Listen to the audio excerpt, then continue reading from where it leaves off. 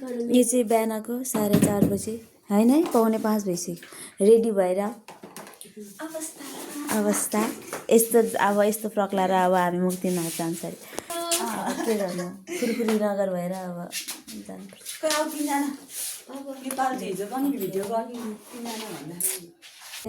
Checkout अँध्यारो छ। 5 बज्यो। Ready to go Muktinath. छिउ चिसो। अब चाहिँ हामी रेडी भएर यहाँ बेनीमा नजिकै मन्दिर छ अरे, कलेश्वर के भन्नुभएको थियो। सो मन्दिरमा दर्शन गर्छौँ अनि जान्छौँ Muktinath.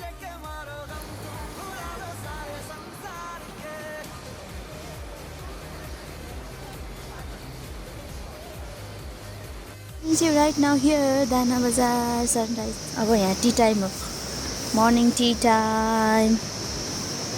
This here is good tea time. यहाँ हाम्रो गाडी। So tea time हो। tea time, चिसो tea time. डाना बजारमा चिया खाएर चाहिँ अब हामी लाग्यो मुक्तिनाथतर्फ।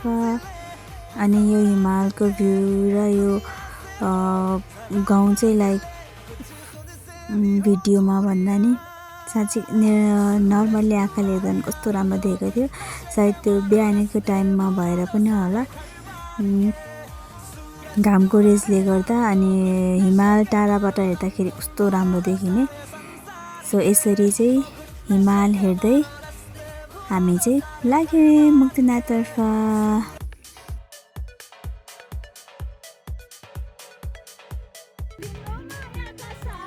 हामीलाई चाहिँ गाडी बाहिर गाउँ हेर्न र हिमालको भ्यू हेर्न चाहिँ पुगिसकेको थियो। सो अब के गर्ने। अनि हामीले भाइलाई पनि सोधेको चाहिँ कति टाइम लाग्छ मुक्तिनाथ आउन भनेर।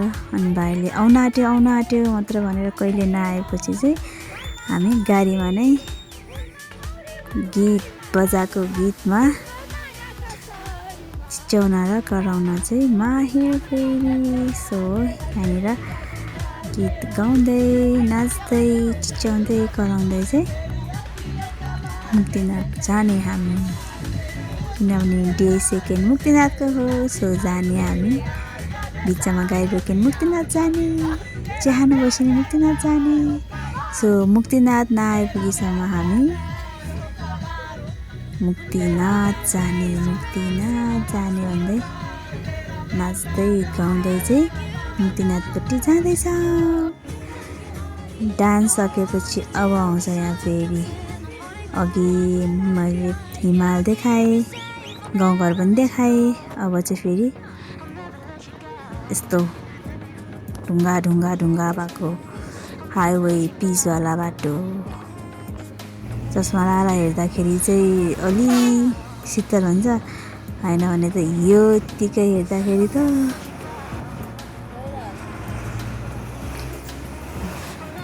झन् दामी देखिन्छ, दामी। सो अब चाहिँ हामी मुक्तिनाथ बस स्टेसनमा आइपुग्न आँट्यौँ। यहाँबाट अलि माथि गएपछि चाहिँ हाम्रो बस पार्क हुन्छ। अनि हामी चाहिँ झरेर मुक्तिनाथसम्म फेरि हिँड्दै जान्छौँ। ओके है त।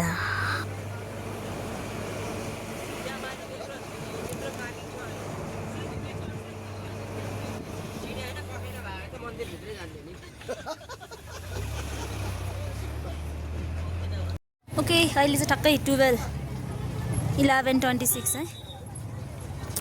सो मुक्तिनाथ पुग्यो। अब यहाँ हुँदै जाने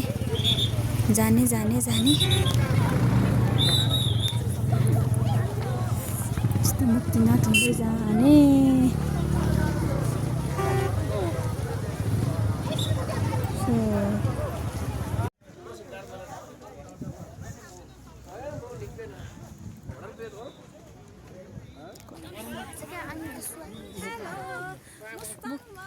मुस्ताङ मुक्तिनाथमा यहाँनिर चाहिँ कस्तो राम्रो हिमाल पनि देखिँदो रहेछ यहाँबाट मन्दिर जाने बाटोबाट। अनि यहाँनिर चाहिँ मैले टाउकोमा सल बाने किनभने हावा चिसो चलिरहेको थियो। टोपी चाहिँ मैले गाडीमै बिर्सेँ। अनि सबैले भिडियो बनाउँदैछ यहाँनिर। यहाँ चाहिँ सुजु हुँदैछ। अनि यो चाहिँ माथिबाट देखिने भर्याङ, हाफ भर्याङ कटेपछि माथिबाट जस्तो मजाले भ्यू देखिँदो रहेछ। म चाहिँ सुजु र सुवाभन्दा अलि अगाडि नै माथि पुगेको थिएँ। सो उनीहरू चाहिँ आउँदैछ भिडमा माथिदेखि तलसम्म।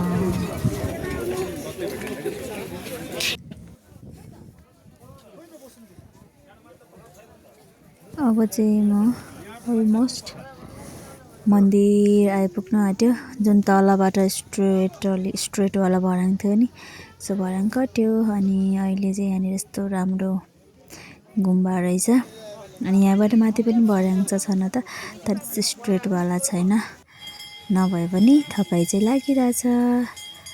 सो यो चाहिँ मेन मन्दिर जहाँ चाहिँ 108वटा धारा छ। अनि मन्दिर छ पूजा गर्नलाई। आज चाहिँ मान्छे धेरै रहेछ। अनि हामीले पनि यही मान्छेको भिडमा नुहायौँ अनि देन पूजा पनि गऱ्यौँ। यहाँनिर चाहिँ 108 धारामा टाउको थाप्दै पानी चाहिँ यस्तो चिसो थियो। यसपछि चाहिँ गएर कुण्डमा डुबुल्की मार्यौँ। कुण्ड चाहिँ 2टा रहेछ अनि 2टैमा डुबुल्की मार्यौँ। सो यहाँ पैसा भेटायो भने लक्की हुन्छ अरे, बट मैले भेटाएन। अनि नुहाएर पूजा गऱ्यौँ। त्यसपछि चाहिँ यहाँनिर एउटा के भन्छ यसलाई, खोला भन्छ कि के भन्छ, खोला नै भन्छ होला, झरना त पक्कै होइन। सो एकछिन यसको छेउमा बस्यौँ। अनि त्यसपछि चाहिँ हामी फेरि लाग्यौँ। यो खोलाभन्दा अलि उतापट्टि चाहिँ एउटा ठुलो बुद्धको स्ट्याचु रहेछ। अनि त्यहाँनिर चाहिँ लाइक पार्क पनि रहेछ। छन त टक्कै गेटबाट इन्ट्री गर्ने बित्तिकै चाहिँ फोटो भिडियो गर्न पाइँदैन भन्दो रहेछ। But every one was doing. So हामीले पनि फोटो खिच्यौँ, भिडियो पनि खिच्यौँ। त्यसपछि चाहिँ मैले यहाँनिर के भन्छ यसलाई, ढुङ्गा चाङ लगाउन थालेँ। What you call in English, stone stuck हो कि समथिङ के भन्छ, जुन चाहिँ विस के भन्छ, त्यो विस फुलफिल गर्छ अरे। एभ्री पिस अफ स्टोनले चाहिँ हाम्रो विसलाई, इच्छालाई, त्यो लाइक मेरो इच्छा यस्तो यस्तो भनेर चाङ लगाउनु पर्छ अरे। तर मैले चाहिँ त्यस्तो केही पनि नभनिकन यत्तिकै चाङ लगाउनु मन लाग्यो अनि चाङ लगाइदिएँ। तर इच्छा चाहिँ थाहा भएन, केही पनि मागिनँ मैले, बिर्सेछ माग्नलाई।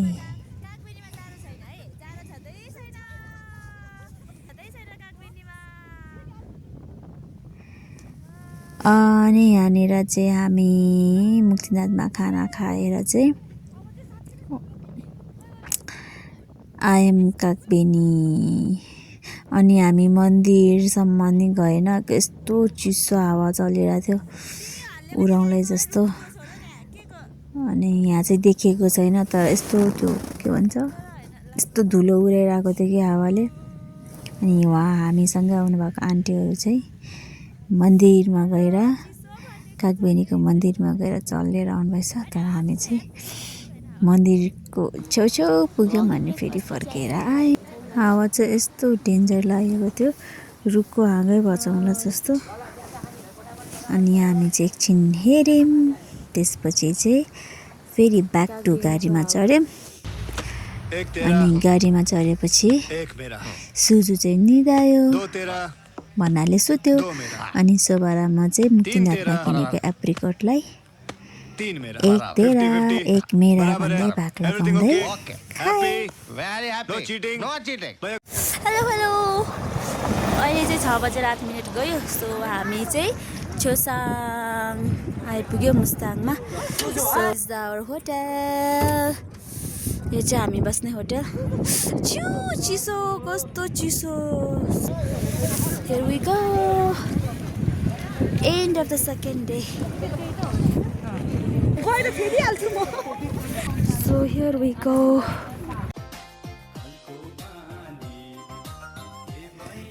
यसरी चाहिँ हाम्रो डे 2 सकिन्छ विथ टिकटक भिडियो। किनभने टिकटक नबनाइकन त हुँदैन।